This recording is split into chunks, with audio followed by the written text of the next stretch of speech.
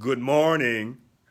It's March 10th, 2021, and I'm Richard Lewis Brown, and I'm excited to do this video this morning, this Facebook Live video. I don't have anything scripted or rehearsed, so I'm just going to talk briefly, and if you want to ask me a question, send me a question. All right, so what I've been hearing for the last week or two, why are we still losing 2 days a month? POP. Why are we losing 2 days a month POP? I see you, Kathy. We shouldn't be losing 2 days POP. And this is why I said if you elect me president, I will end this. But I'm not going to tell my secret on how I would stop the POP. Now, as you know, we got 15 billion surplus. 10.3 billion unprojected revenue, and 22 billion in savings. Now, we just gave 7.6 billion a few days ago to Californians to help them during the COVID crisis. First question is, why the hell did we even give up our money to begin with? Weak leadership. That's the leadership of Yvonne Walker. And if you elect her again, or Miguel Cardova, or Tony Owens, or Sophia Perkins, you will continue to lose money anytime these politicians want us to give up our money. Because they tell you that politics matters. And I'm telling you, as the only candidate, the only thing that matters to me is you and your family, and your ability to make a substantial pay salary for a specified period of time under safe working conditions where your dignity is not violated. That's the only thing that matters to me. And how do I do that? We have to eliminate all political spending. We reduce your dues by 50% to help you for financial relief. And we create and use a strike fund after our contract expires on June 30th, 2023, and we bargain in good faith with the state, and we reach a legal impasse. We're not just going to take a strike vote and then pretend. When we take the strike vote, if we have to take a strike vote, and we will, and the strike vote will come back passed, you will authorize it, we're going on strike. It's too late to make peace unless they give us the 21% pay increase, and the GOP, and the COLA. And they eliminate that 3.5% OPEB deduction. Don't forget about that. Let me stress this to you again. Yes, Kathy, you're right. We must strike. And I'm doing this live video. If anybody wants to say, hey, bring them on camera, I will bring you on camera. And we'll share the spotlight because I'm not selfish. I don't script things. I don't, rehearse things. What you see is what you get. Now, I've heard this from many people. They can't operate without us. You are absolutely right. The state of California cannot operate without Local 1000. The other unions that represent the other bargaining units, yes, they're very important. But we represent over 96,000 people. If we say we're going on strike, we will shut this state down. We will make U.S. history. When you shut down the fourth largest economy in the world, you make U.S. history. And so what I'm asking you to do is to turn out, vote. Don't wait till the last minute. Don't wait till April. Sign up now so you can get your ballots in time on April 19th when they're mailed out. Sign up now in the month of March. Let me address this. Because someone tried to call me out in CDCR. That person, registered nurse, they make over $127,000 a year, and they'll make over $130,000 next year. And they said, you don't have no history. They asked me, do you have a history of leading strikes? And I said, no. And they said, then, why should we trust you? What I'm telling you is, I've never been in a position, an opportunity to lead a strike. Once I become the Local 1000 president on July 1st of this year, because I was elected, I beat all the odds, I will be in a position to lead a strike. People will tell you, Richard doesn't have the experience. let me say this to you. What has all the experience gotten you over the years with Local 1000, with its leadership? 3 days furlough. Over 30,000 of our people lost their homes and cars and marriages. Then they got you 1 day POP in 2010. And then they got you 1 day POP in 2012 while we were under a signed contract from 2010 through 2013. And now you've got 2 days POP for 2 fiscal years that they haven't even ended yet. So what has all of this experience gotten you with these professional, tactful leaders of Local 1000? It hasn't gotten you anything. So by electing me, you're getting someone who's coming from the outside, someone who's not afraid to fight for you. Okay? Now, I've been saying this, but I got to keep saying it over and over and over again. If you want a 21% pay increase, and for some of you, the people in the CDCR, the CRTs, the HRTs, and even other job classifications who still feel that a 21% is not enough, I apologize. But I'm giving you a number. I'm not just saying, here, let me say this. This stuff here by MTC is garbage. They're telling you MTC a real pay raise. Well, how much is a real pay raise? I'm telling you a number. A number. I see you, Allison. So, that number is 21% pay increase. That's the number, and I will not budge off that number. In order to get that, we got to create a strike fund, and then we got to go on strike and shut this state down. See, this is why they tell you that politicians are your bosses. Because as long as they tell you this, and you believe this myth, this science of being stuck on stupid, Local 1000 leadership tells you that the politicians are our bosses. As long as they tell you that, your politicians will never tell you to go on strike because they control you. Politicians don't control me. That's why they're afraid of me. And that's why they won't debate me on video. Because you can tell when they try to portray me as being the angry black man, that's racist. And it's also hypocritical. Because they tell you we should be involved in Black Lives Matter, but yet they portray me as being the angry black man. But if you ask some people in America, the Black Lives Matter movement is an angry movement of black people. And they're just looting and destroying everything. This is the hypocrisy of Local 1000. This is why they will not debate me. And I'm going to keep going back to this money. If you want to get money for your family, if you're tired of losing money and you belong to a union, then you must elect me. There is no other choice. I am your only choice. Someone tried to criticize me, the person from CDCR tried to criticize me about what did I say Republicans, about a video I did a few weeks ago. In order to unify Local 1000, you cannot be involved in politics. Our union is always involved in politics that favor Democrats. You're alienating half your union of Republicans, Libertarians, Green Party, people who don't belong to parties. I've been saying this, and I'm going to keep saying it. And I'm the only one that tells you this. You cannot be involved in politics and unify your union. You can't do it. So when they tell you here about representation with dignity and respect, this little thing that you're doing, and when I look at this, you know what I see on here? I don't see no union print label on this. If they're passing this out, where's their union print label? These people are telling you that they're pro-union. No, they're not. No, they're not. You can tell when somebody's pro-union. You can feel that passion and you can feel that toughness. You don't see me backing down from nobody. When I call these people out on Facebook and they cry, as I call that California crying, are you really a union? A real union will fight you when it comes to money. They will stand their ground, period. Okay?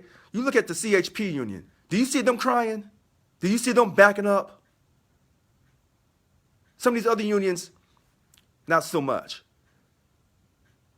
I'm a real leader. And when I tell you get behind me, we're going forward and we're not going backwards. And I'm going to protect your dignity by studying that dignity clause in the contract, getting rid of that CalHR as the final decision maker for your dignity clause, 5.11 on page 7. That's what I mean. We're not going to give CalHR any decision in our contract when I'm leading the contract and that contract gets approved, I can guarantee you that it will go to arbitration. Why would we give any of our power in that contract to CalHR? Why? Because they think that politicians are your bosses, because you have weak-ass leadership. That's why they're doing that. And that's why they will not debate me. That's why they're doing everything they can to prevent me from winning. I am going to win this election, but I need help. If you don't watch this video and tell all your coworkers, we got one finally. We got somebody they can't buy off. We got someone who's not going to do a backroom deal. We got someone that when I become the president, every day I'm on video. When I'm at that union building, everything's going to be on video. So you can hold me accountable. Because I can guarantee you, when I'm elected president, they're going to try to recall me. Go ahead.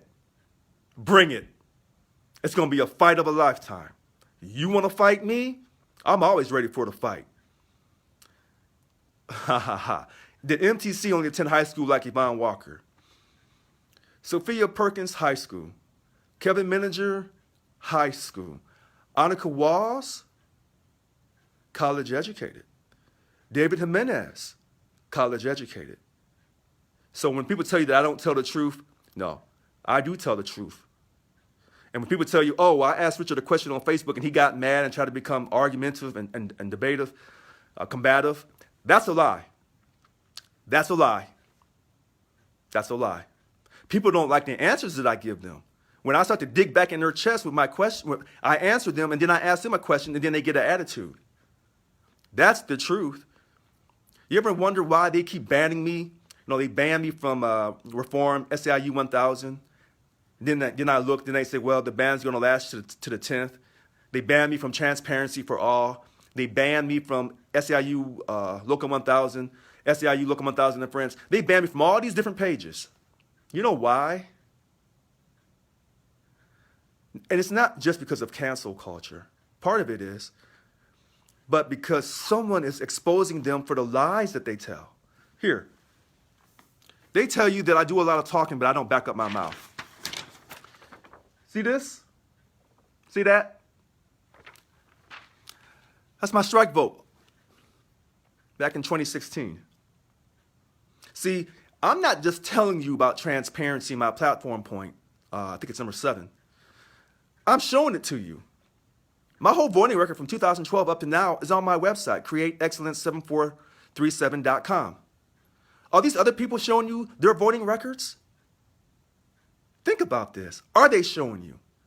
But what they are showing you with this nonsense here, they're telling you members, unite members. You ever notice I don't say that? I tell you all represented employees matter equally, whether you pay money or not. And you should not have to pay money to vote in this union. Now, forgive my passion, but I'm sensitive about voting discrimination. Just look at me. Just take a good look at me. I don't like voter discrimination. You don't force someone to pay money to vote in this great country. That's what they did to black people in back in the day. Voter discrimination, the poll tax. And that's what we have going on in our union. And that upsets me. It upsets me. It's appalling. It's hypocritical. Because Local 1000 is always doing things for the Democratic Party, for the Democrats, and talking about fair and clean elections. But yet, you won't allow people who don't pay you money to vote in your own election. That's financial discrimination. But I know why you do that. Because while you're involved in politics and you're alienating all the Republicans and other non-Democrats, now you basically silence their voice. They have no voice in the union. That's why you do that. And you're discriminating against these people. And I don't like discrimination at all. So people mistake my passion for aggression. Again, that's racism. And I'm not letting anybody slide on that. These same people who are supporting Black Lives Matter and Fight for 15, who act like they're so woke, you know, they're so sympathetic to the minorities. They're full of it. They're liars. It's politically correct to act that way. When I talk about getting everyone a 21% pay increase, people look at me like I came out of Mars. Listen to this. I tell you a 21% pay increase and people want to attack me. Think about this. If people took that same aggression to attack me and took that aggression towards these politicians, we probably would have never lost our money to begin with. But you have weak-ass leadership in Local 1000. And I'm going to keep saying it. And when I say, hey, how is Local 1000 having Black Lives Matter conversations and it can't even protect white people's money under a signed contract? That's what I mean. I mean that from the bottom of my heart. Don't tell me about how you're going to protect me or have a conversation about my interaction with police, and you can't even protect white people's money under a signed contract. And the last time I checked, white people are the majority of America. Last time I checked, I saw white faces on money. And you can't protect their money while under a signed contract? Miss me with that. Miss me with all that political correctness. You don't care about Black Lives Matter. You don't care about Fight for 15. Unless they join a union and pay you money. See, it all goes back to money again. The foundation of this country. Money, capitalism. I get it. So don't get mad at me when I'm inspiring people to tell them we're going to get a 21% pay increase. Why 21%? 15% loss from the furloughs.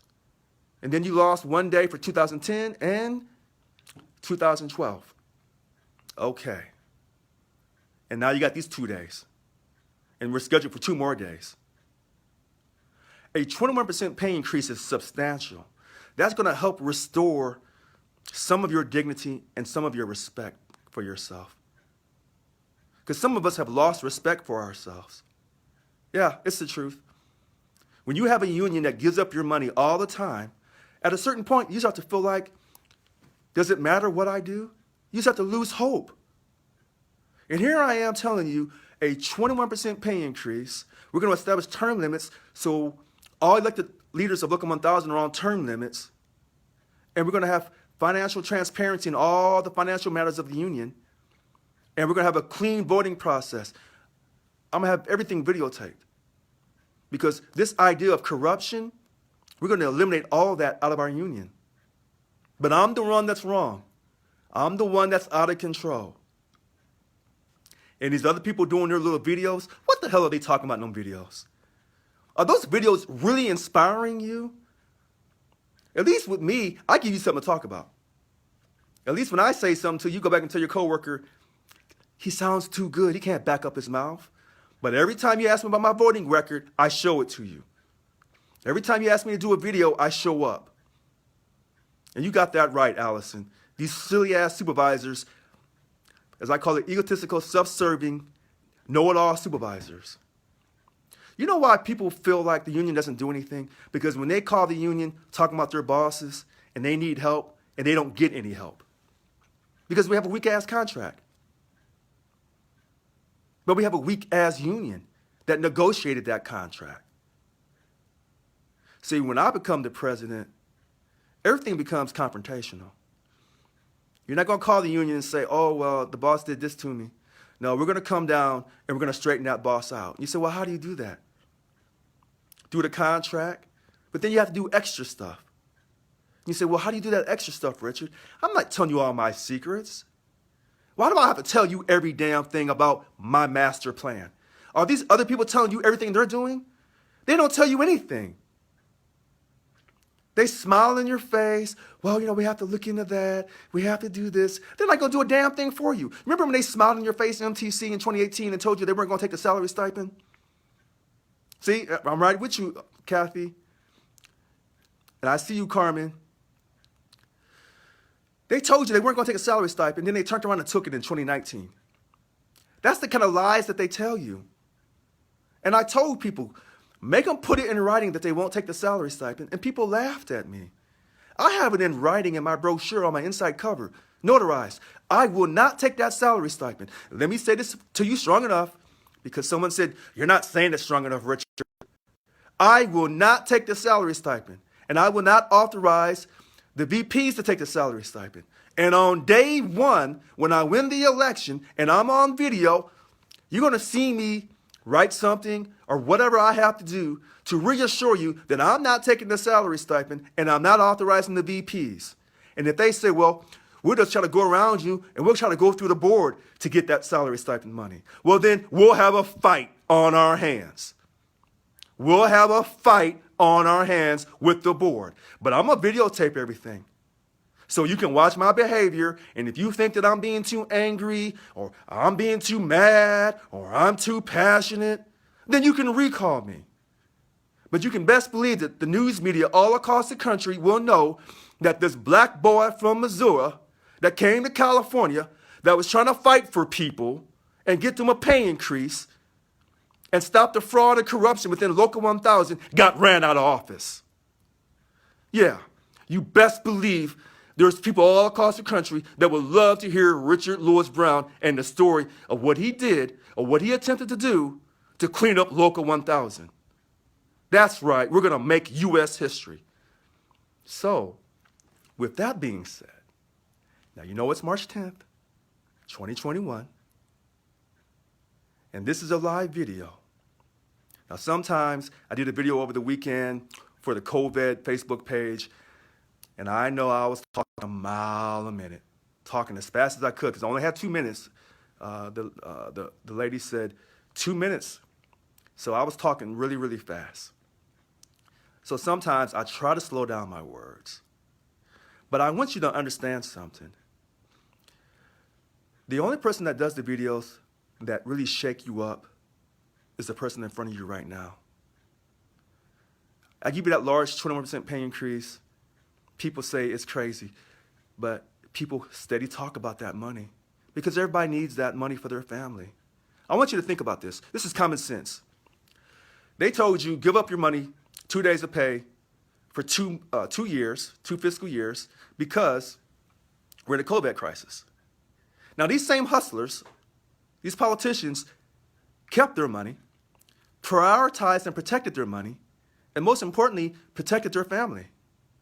So while you're losing money, and I know damn well your kids are not in private school, I'll take that chance. I'll take that chance. I'll make that guess. But these politicians, their kids are in Catholic school, private school, and then they're on their way to college. They're not worried about you. They don't give a damn about you.